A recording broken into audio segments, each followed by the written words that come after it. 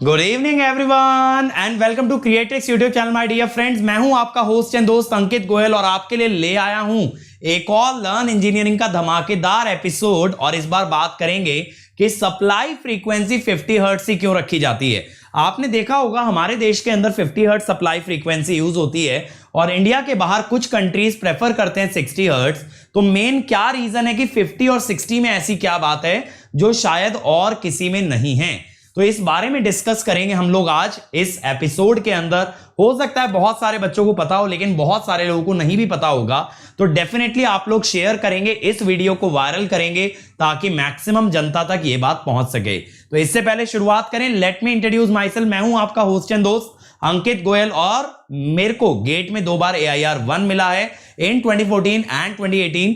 इसके अलावा मुझे प्रेसिडेंट की तरफ से गोल्ड मेडल दिया गया जब मेरा ग्रेजुएशन पूरा हुआ इन 2013। आज तक मैं 2 लाख से ज्यादा बच्चों को ट्रेन कर चुका हूं और अभी मैं अनअकैडमी में एज अ डायरेक्टर वर्क कर रहा हूं फॉर गेट डिपार्टमेंट। लेकिन ये सारे क्रेडेंशियल अपनी जगह बेटा, मजा तब आएगा जब आप लोग ये सब अचीव करोगे थ्रू दिस चैनल, जहां पे एक एक एजुकेटर दिन और रात एक करके आपके लिए इनिशिएटिव्स लाता है। ये मेक श्योर करता है ना सिर्फ आपको इंजीनियरिंग के सब्जेक्ट्स का नॉलेज हो बल्कि उनके एप्लीकेशंस का भी नॉलेज हो through such kind of series. अब आप लोग को क्या करना है बेटा, इस तरह के इनिशिएटिव्स को सपोर्ट करना है, सक्सेसफुल बनाना है। हाउ?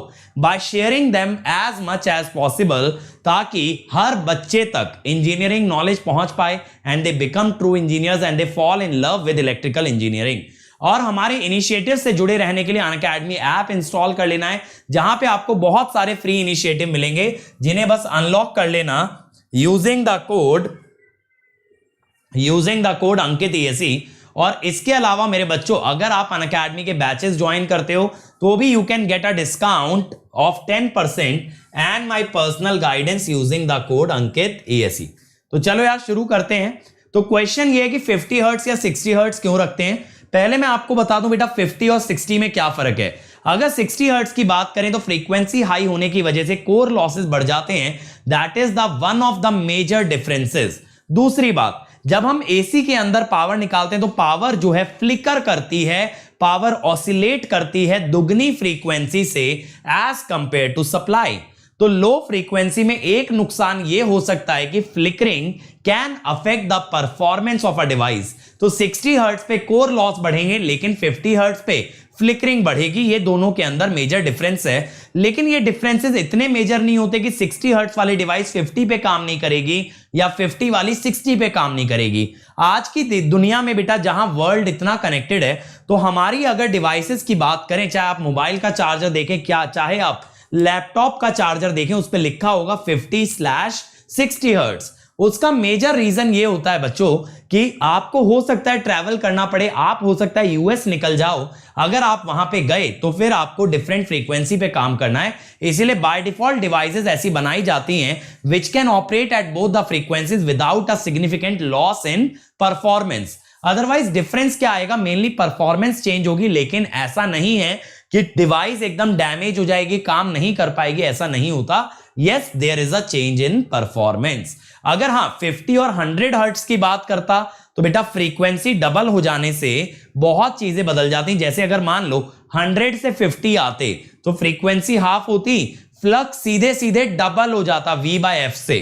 फ्रीक्वेंसी हाफ तो फ्लक्स डबल, तो वहां पे चांसेस होते कि चीजें सैचुरेट हो सकती हैं, मशीन सैचुरेट हो सकती है। लेकिन ये चेंज इतना बड़ा नहीं है कि यहां सैचुरेशन के बारे में सोचा जाए या और कोई बड़े एडवर्स इफेक्ट के बारे में हमें चिंता करने की जरूरत पड़े। तो अब मेन क्वेश्चन पे आते हैं बच्चों की 50 और 60 में ही ऐसी क्या बात है। तो क्या होता है बच्चों, जब पावर जनरेशन की बात की जाती है तो हमारे देश में ज्यादातर पावर जनरेट होती है स्टीम पावर प्लांट से। स्टीम पावर प्लांट से अगर जनरेट होती है या थर्मल पावर प्लांट से जनरेट होती है तो वहां पे बात आती है एफिशिएंसी की। अब यहां पे 3 कंपोनेंट मेजर होते हैं। पहला होता है बॉयलर, जो कि कोल की मदद से पानी को गर्म करता है। दूसरा होता है जब ये पानी स्टीम बन के टकराता है टरबाइन, और टरबाइन से चलता है ऑल्टरनेटर। ये तीनों चीजें कास्केडेड हैं, बॉयलर के बाद टरबाइन, टरबाइन के बाद ऑल्टरनेटर। इसीलिए तीनों की टोटल एफिशिएंसी आती है प्रोडक्ट, यानी कि boiler into turbine into alternator. अब यहां पे अगर आप चाहते हो मैक्सिमम एफिशिएंसी हो तो ऑल्टरनेटर की खुद की एफिशिएंसी अच्छी होती है, 85 to 90% की रेंज में चली जाती है, 90 के ऊपर भी जा सकती है अगर डिजाइन अच्छा है। लेकिन यहां सबसे कम एफिशिएंसी होती है आपके बॉयलर की, यानी जो हीट को स्टीम की काइनेटिक एनर्जी में कन्वर्ट कर रहा है वहां सबसे अधिक एनर्जी का लॉस होता है। तीसरा बचा टरबाइन। तो अगर टरबाइन की एफिशिएंसी मैक्सिमाइज करनी है तो यह देखा गया है कि टरबाइन की एफिशिएंसी मैक्सिमम होती है दो स्पीड पे 3000 आरपीएम और 3600 आरपीएम। अगर 3000 आरपीएम पे दो पोल लिए जाएं तो फ्रीक्वेंसी आएगी 50 हर्ट्ज, 3600 पे दो पोल लोगे तो आएगी 60 हर्ट्ज। तो आप कहोगे सर पोल ज्यादा क्यों नहीं, दो ही क्यों लिए? अगर पोल ज्यादा लेते फ्रीक्वेंसी ज्यादा आती, लॉसेस ज्यादा बनते, and that is not desirable. इसीलिए हमने मिनिमम नंबर ऑफ पोल लिया। मिनिमम नंबर ऑफ पोल जब दो लिए तब हमें फ्रीक्वेंसी मिली 50 हर्ट्ज और 60 हर्ट्ज। फिर सर हम 60 पे क्यों नहीं चले गए? अगर बेटा 60 पे जाओगे तो आपको एंटायर पावर सिस्टम का डिजाइन बदलना पड़ेगा और उसके अंदर इतना कॉस्ट इन्वेस्टमेंट है विच can not B bore bye any country. तो हमारे देश में ब्रिटिशर्स ने राज किया तो जो उनका पॉलिसी था वही हम आगे तक फॉलो करते गए, क्योंकि एंटायर पावर सिस्टम की हॉलिंग करना, ओवरहॉलिंग करना जस्ट 60 हर्ट्ज पे जाने के लिए इज नॉट वर्थ इट, क्योंकि 60 हर्ट्ज पे इतना बड़ा कोई बेनिफिट नहीं मिल जाएगा जिसमें हजारों करोड़ रुपया फूक दिया जाए।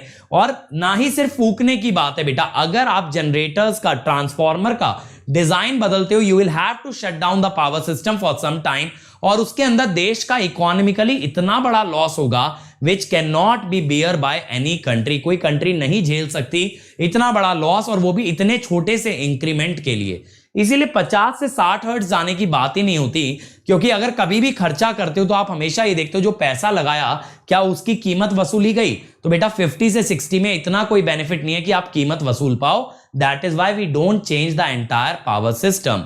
तो remember, it's all about the efficiency of the turbine. It's maximum efficiency exist between 3000 to 3600 RPM. अब मैं उम्मीद करता हूं बच्चों आपका ये डाउट क्लियर हुआ हो हमेशा के लिए, और आप इंटरव्यूज के अंदर भी फोड़ के आ पाओ इस चीज को। और बेटा अगर आपको मुझसे मशीन पढ़ना है डिटेल में तो आपके लिए खुशखबरी है, 14 जुलाई से आ रहा है मशीन ऑन प्लस, जिसमें 170 घंटे का कंटेंट है, डेली असाइनमेंट दिया जाएगा, हर संडे टेस्ट भी लिया जाएगा और आपके सारे डाउट्स भी आंसर होंगे। Nothing can be better than that. तो बिना सोचे समझे ज्वाइन कर लो बेटा, इससे अच्छी अपॉर्चुनिटी नहीं मिलने वाली। अदर देन दैट आपके कहने से हम लोगों ने प्राइस हाइक को डिले कर दिया है, तो जल्दी से आ जाओ using the code Ankit ESE, ताकि मिनिमम प्राइस में ज्वाइन कर पाओ और मेरे साथ सभी कोर सब्जेक्ट्स की बढ़िया तैयारी कर पाओ। और मेरे साथ मेरे टेलीग्राम चैनल पे जरूर जुड़े रहना, यहां सारे नए इनिशिएटिव मिलते हैं, लेक्चर के PDF मिलते हैं और डेली क्विज भी प्रोवाइड होती है। तो बेटा सारी चीजें एक सिंगल प्लेस पे मिलेंगी। ये मेरा टेलीग्राम चैनल है, इसको ब्राउजर में डालना, ऑटोमेटिकली टेलीग्राम ऐप में ओपन हो जाएगा। उम्मीद करता हूं आपको वीडियो अच्छा लगा होगा, और अच्छा लगा तो लाइक करने से मत शर्माना यार, और अपने सभी दोस्तों से शेयर करना। और अगर अभी तक इस चैनल को सब्सक्राइब नहीं किया है तो मेरे दोस्त गुनाह कर रहे हो, जल्दी से सब्सक्राइब करो और वो बेल आइकन दबाओ ताकि नोटिफिकेशन आते रहे। तो जल्दी मिलेंगे अगले एपिसोड में, एपिसोड नंबर 20 में। और अभी तक के जितने एपिसोड हैं अगर नहीं देखे हैं तो देख लीजिए, आपकी engineering knowledge definitely next level जाने वाली है। So till then engineers keep rocking, let's crack it.